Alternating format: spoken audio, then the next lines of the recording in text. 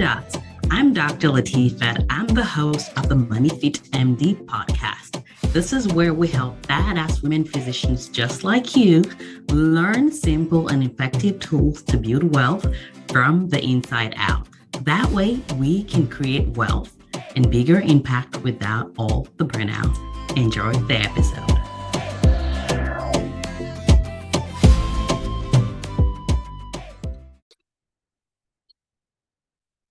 Hey guys, welcome to another episode. I'm Dr. Latifat. I'm a physician and I'm the founder of the moneyfitMD, which is a platform that is committed to helping women physicians create their own rich life using their current income as a starting point. So if you're finding us for the first time, whether you're watching on YouTube or on the podcast or wherever else you're finding us, I am so glad that we found each other.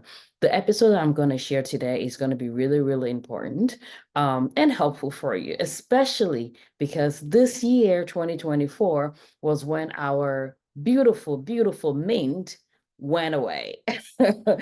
For some of you guys that are new to the financial world, you're like, what the hell is mint? So today we're talking about some budgeting apps. And I don't talk a lot about budgeting on the podcast, not because budgeting is not important, but because I just don't like the fact that so much content that's related to money that's forward facing to women focuses on budgeting, while the ones that talks more to men focuses on investing.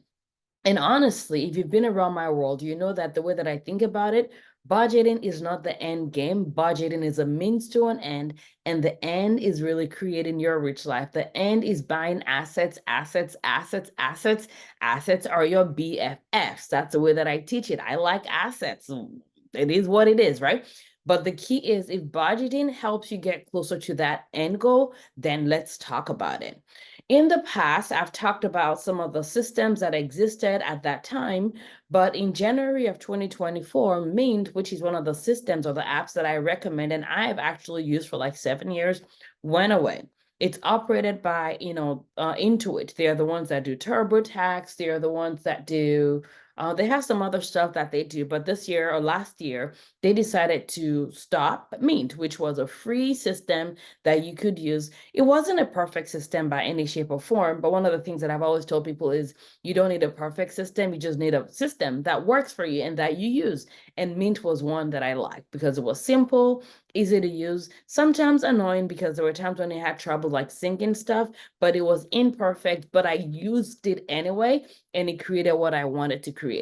I've always talked about the fact that if there's one system that is probably close to perfect, it would be Ynab, YNAB, but there's some downsides to it as well.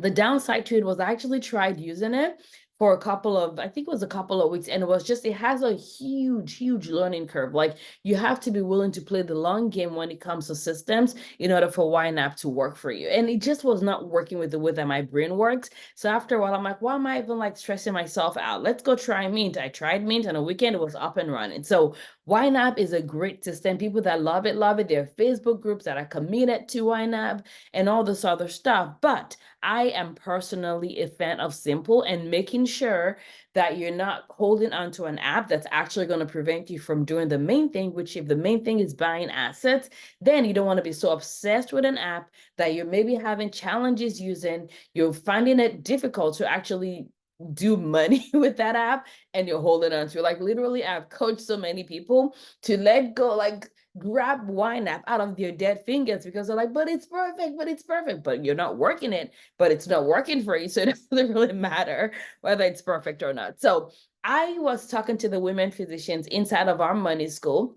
And for those that are not familiar, our money school is our community where women physicians that are curating, that are committed to creating wealth come together. They're with us for 12 months or more. Some people choose to renew for another year, but it's a 12-month commitment. And in those 12 months, we're working on helping you learn money, manage your finances, build your wealth, curate your rich life, right? And the things that people are able to create in a year, amazing. Like, literally, on our was it the last call? The one before, one of our physicians who's never invested before, now investing, right? People that have never maxed out retirement accounts, now doing that. People that have never invested in like passive income. Literally, we had a woman physician who joined our program in late last year, and within 2 months, not 2 months, 2 weeks, was invested in her first passive income investment. And I know that they're going to start getting their money early this year. So I'm super excited about that for her. I'm excited about that for them. But also, honestly, I will be honest with you, like, it's just a reminder and confirmation of the fact that if you're a woman physician, if you're a human and you're hearing my voice, you can find a podcast, you have a work, whether it's a business or a job or whatever, you can do money. The only reason why you haven't is because no one has taught you how to use the income you have to actually build wealth for yourself. And no one has taught you how to change your relationship with money so that you and money can actually partner together and create amazing things that you're meant to create. So if you learn those two things, your finances will change, your life will change, your life will look different. And if you want it, maybe you too can take a sabbatical. I truly believe that it's possible for you. It's possible for all of us. So I'm super duper excited about the fact that I get to have that community. But one of the things that reminded me of that segue is we were having a conversation about what to do and what to replace it with for those that are using Mint. So today I want to talk about that. I want to talk about like 5 potential systems that you can use if you want to find an app, if you want an app to be able to create a spending plan, to be able to create a budget. And to be honest with you, I mean, when I look at my journey just literally 7 years ago from knowing zero about money to being where we are today, when I started, Mint was, I mean, I'm a huge fan of keeping things simple. So Mint was literally my BFF in that regard, right? Now I'm not as obsessive about every penny like I was or had to be at the beginning when I was building the habit, right? But I still use an app right now, and I'm going to talk about it as one of the systems that still works. Okay, so I talked about Ynab. By the way, everything that I'm going to talk about today is either free or they cost $100 or less per year. So how much it costs is not the reason to not use them. It's just a matter of knowing yourself, knowing your style, and honestly making a decision and being willing to take an imperfect action and make an imperfect decision. That's going to be the most important thing. So I mentioned Ynab. Like I said earlier, Ynab is close to being a perfect system because it really does help you with monitoring your finances. It helps you, like, when that income comes, it lets you really make a decision about how that income is going to be spent ahead of time. It's not looking retrospectively, it's going prospectively, meaning like, what is this money going to do? What percentage am I saving? What percentage am I investing? What percentage am I spending on what? And it wants you to make a decision about every single penny so that every month you're starting with zero.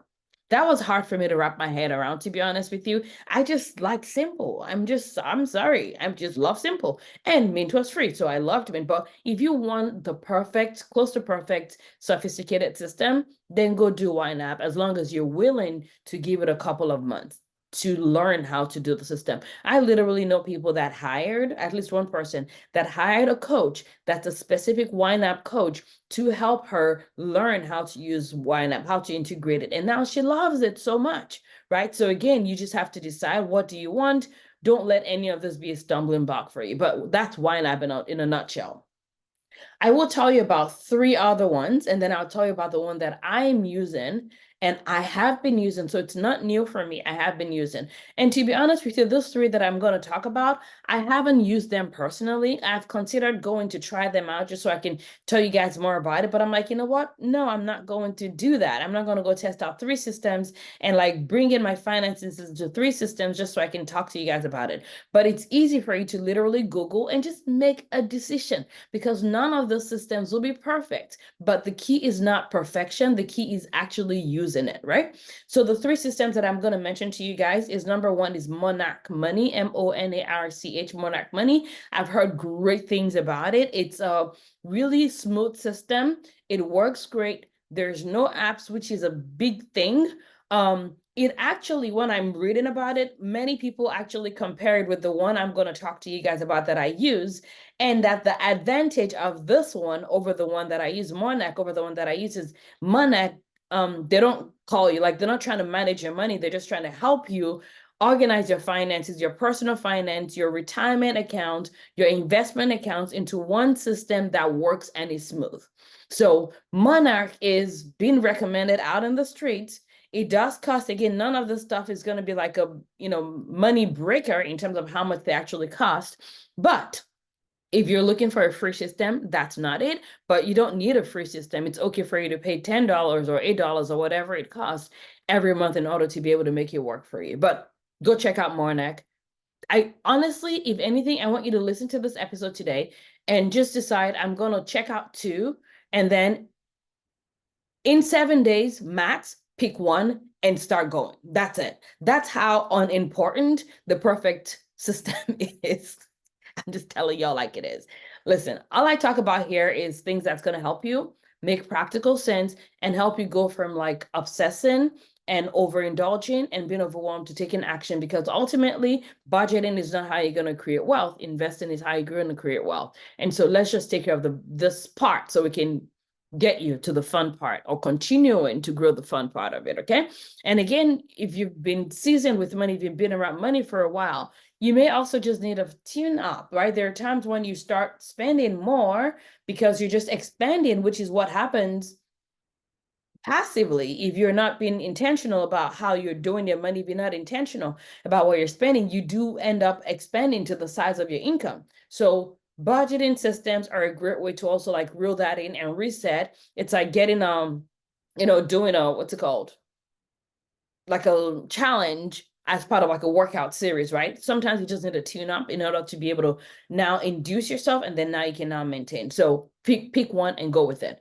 So we talked about Monarch. 𝘬𝘪 is one that I've also heard a lot of good things about. To be honest with you, if I was going to, for the sake of experimenting, try out a new system for you guys, it would probably be 𝘬𝘪, because again, I've read that it's simple to use, it's easy to use, it is very, very user friendly. The charts are great, especially if you're someone that likes like spreadsheets. I don't love spreadsheets per se, but if you love spreadsheets, 𝘬𝘪 is a good system. 𝘬𝘪, right? I would have started with that because it's been around for quite a while now, and I've been looking at it like, okay, this is something I could play around with. But if you're someone that you're like, I love spreadsheets, but you're doing things manually, just go check out 𝘬𝘪, pick it up, use it, be done with it, okay? And then the last one, before I talk about the one that I use, is called Copilot. There are women physicians in my community that have been using Copilot, and they really, really, really like it. They really, really like it. You know what? I may actually do like a interview where we have people come and talk about what apps they use. Actually, I think that'd be a great idea. But there are people in my community that use Copilot. There's at least two of them that use Copilot, and they really, really, really, really like it.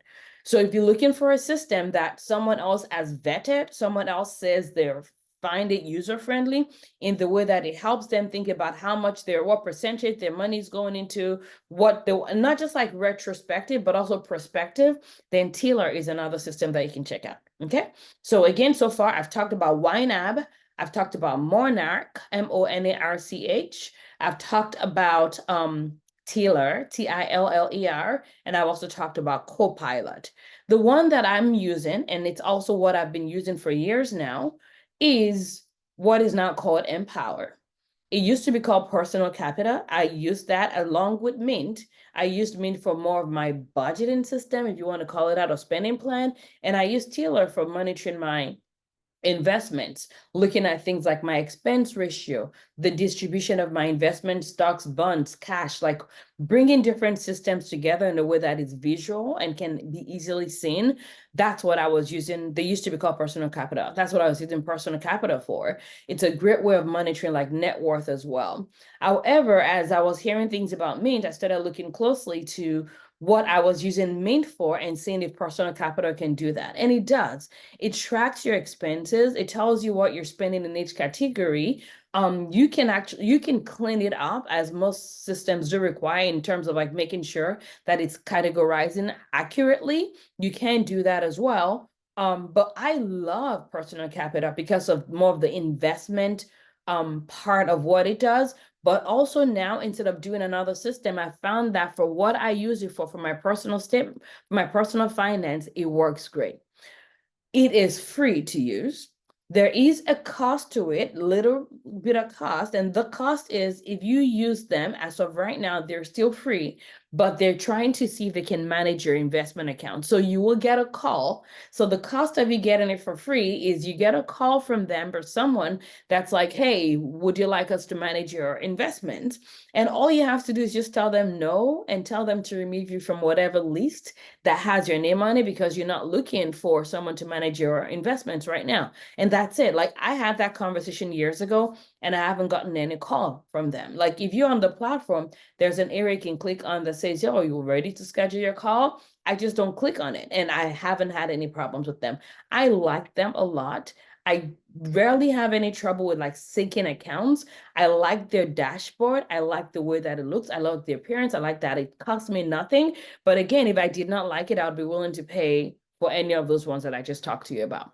So my question for you is this. Now that Mint is gone, thank you, Mint, for how you served us with your imperfection for so many years.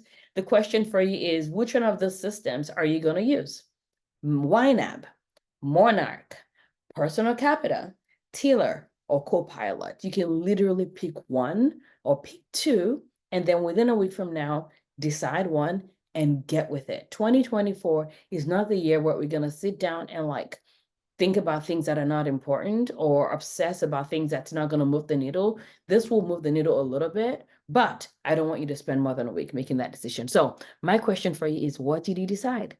Send me a message on Instagram or on Facebook, and you can also leave us a review here. And if this is helpful and you know other people that may not have a spending app system or that they use, or maybe they were Mint lovers and now Mint is gone, please share this link with them. They would really, really appreciate it. And you would literally be making their life easier, because now they don't have to go think about all the 50 options that are the best options out in the wild, wild west, because you literally just send them a message with only five.